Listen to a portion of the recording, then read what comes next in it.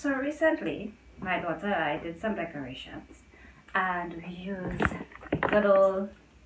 So we was like, oh my gosh, how do we take? Because we use command strip because the strips were supposed to holding on properly with the strips that they give us.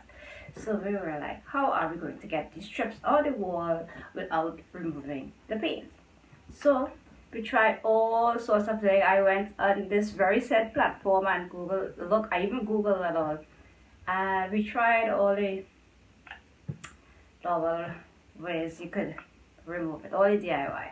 And then I was like, oh wait, if you have a blow dryer, what if we take the blow dryer?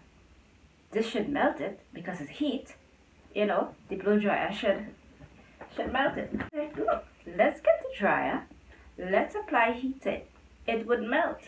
Let's see if that will take it off without leaving any marks on it. And ladies and gentlemen, voila, clean surface, nothing at all. So you want to see how we did it? It's really easy. Touch your glue, put it on. Let me show you how we did this. So now I'm placing some on the wall to dry.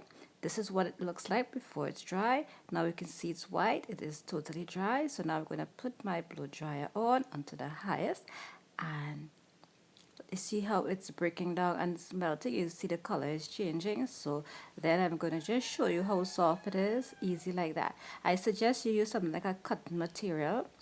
Like, I wasn't thinking about what I was doing when I was started to wipe this thing off. And I decided to take up some tissues, but this is some heavy duty tissue, right? But it did come off, and you want to keep the dryer on it while you're wiping it. And that's how I remove hot glue from my surfaces. Thanks for watching.